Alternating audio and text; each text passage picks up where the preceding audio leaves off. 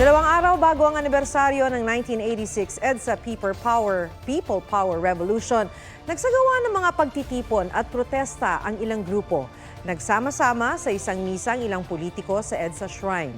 Mahalagaan nila na hindi malimot ng taong bayan ang naiambag ng EDSA Revolution na ang legasiya raw ay napapaloob sa 1987 Constitution.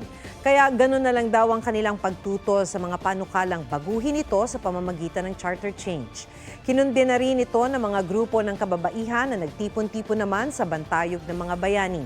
Unahin daw sana ang kapakanan ng manggagawa at kababaihan bago isipin ang pagbabago sa konstitusyon. Sa linggo, mas malaking rally naman ang gaganapin sa Ayala Avenue sa Makati.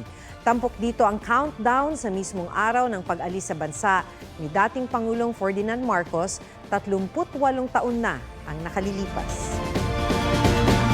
Huwag magpahuli sa mga balitang dapat ninyong malaman.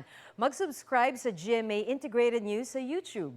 Sa mga kapuso abroad, subaybayan nyo kami sa GMA Pinoy TV at sa www.gmanews.tv.